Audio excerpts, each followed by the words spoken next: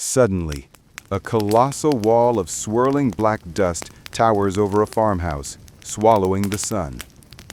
What if the sky above your home simply collapsed? What if the world you knew vanished in a storm of darkness? In this video, you're about to witness a real event so terrifying most Americans today can't imagine it. You're about to see how millions were forced to run for their lives when the sky fell on America. You may think you know the Dust Bowl, but the truth is far darker, more human, and more heartbreaking than textbooks ever reveal. In the next few minutes, you'll see how one of the greatest environmental disasters in U.S. history nearly destroyed the Great Plains and triggered an exodus so massive it changed America forever. Let's begin. The camera drifts over the endless golden prairies of the early 1920s. The Great Plains, sunny, fertile, majestic. Farm families are celebrating newfound prosperity. Wheat fields stretch toward the horizon. New tractors churn the soil. Barns rise. Children play in the open fields. But beneath this hopeful scene, something sinister is quietly forming. Farmers believed the land would provide forever, but they did not know the soil they trusted was fragile, dangerously fragile. The plows cut deeper. Millions of acres of native grass, the very roots that held the earth together, were stripped away. And then, the rain stopped. At first a few weeks, then months, then years. By 1931, the Great Plains had become a tinderbox, and the smallest wind could become a weapon. A breeze begins. It gathers speed. Suddenly, the earth rises into the air.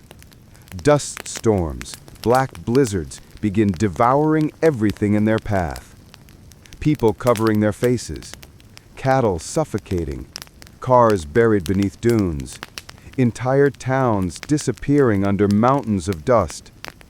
Day turned to night, houses swallowed whole, babies coughed up mud, people tied ropes from their door to their barn so they wouldn't get lost in their own yard.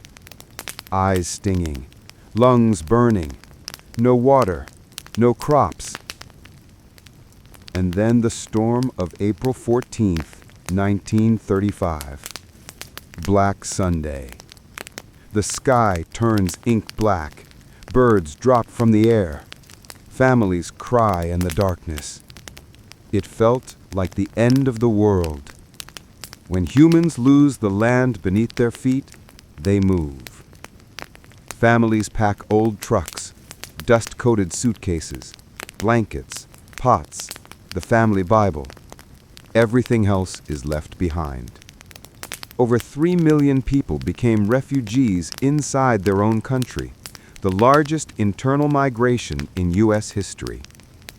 Cars crawl westward along Route 66, the Mother Road. Children ride on mattresses strapped to the roof. People ride on abandoned homes, gone to California. Why California? Rumors, hopes, whispers of jobs, fruit orchards, and a second chance. But the reality was far harsher. They were called Okies and Arkies, often mocked, rejected, and denied work. Scenes of misery. Families sleeping in ditch camps. Children begging for food. Police turning migrants away at state borders. Signs reading, "Job wanted, will work for food." However, where there is suffering, there is also strength. Even in the worst conditions, communities formed. Strangers shared bread. Mothers taught children by lantern light. Fathers rebuilt hope from scraps of tin and canvas.